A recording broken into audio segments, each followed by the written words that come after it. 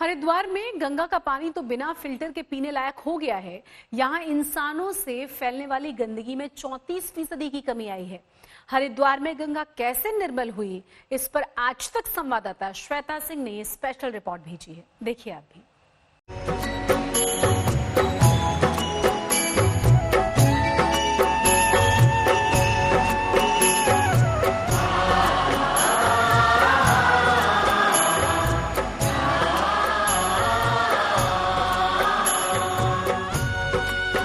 पहाड़ों पर अपने उद्गम स्थल से जब गंगा नदी नीचे की ओर आती है तो ऋषिकेश वो पहला पड़ाव है जब पहाड़ों को छोड़कर वो समतल जमीन पर आती है। इसीलिए यहाँ पर आपको आवेग बहुत दिखेगा। यहाँ पर पानी के प्रदूषण की वैसी समस्या नहीं रही है, गंगा जल यहाँ पर स्वच्छ रहा है, लेकिन चूंकि अलग अलग इलाकों से, चाहे वो आश्रम हो जाए या फिर देहरादून से आने वाला जो सीवेज का पानी हो जाए, जो दूसरी नदी में मिलता है जो गंगा की सहायक नदी है, तो उस कारण यहाँ के जल को भी बी श्रेणी का माना गया। अब पानी की स्वच्छता को मापने के लिए अलग अलग श्रेणियों में उसे बांटा जाता है, लेकिन आज की तारीख में जो स्टडीज की गई हैं उसके हिसाब से जो गंगा जल है ऋषिकेश में वो ए श्रेणी में आ रहा है। अब ए श्रेणी में इसीलिए आ रहा है क्योंकि यहाँ पर कोलिफॉर्म की जो मात्रा है इसमें कम है और साथ में जो ऑक्सीजन की मात्रा है वो काफी बढ़ चुकी है।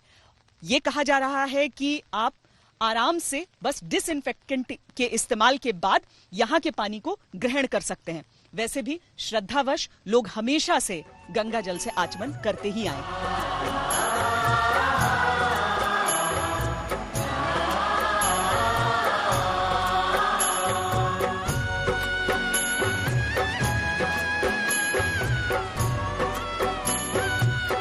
हम इस समय हरिद्वार में हैं और हरिद्वार में भी अगर आप गंगा जल को देखेंगे तो आपको आम दिनों से ज्यादा स्वच्छ गंगा जल नजर आएगा।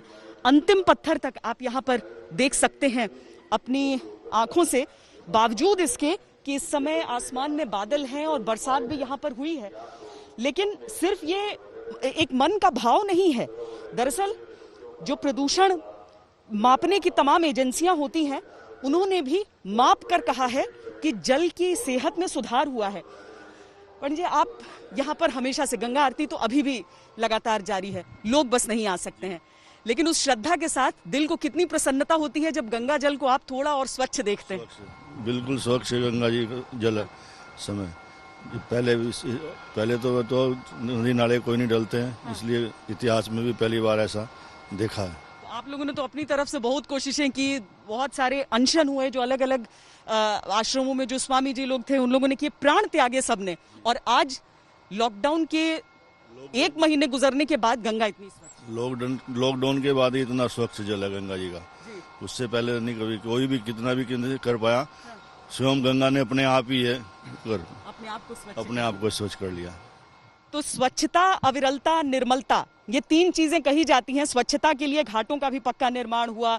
अविरलता तो खैर चूंकि बहुत सालों पहले बांध बन गए और बराज का निर्माण हो गया तो अविरलता में बाधा जगह जगह पर दिखी, लेकिन निर्मलता जो है जल की, वो पहली बार ऐसा लग रहा है कम से कम लोगों को अपने जीवन काल में कि गंगा को इतना निर्मल देख पा रहे हैं। श्वेता सिंह, हरिद्वार, आज तक।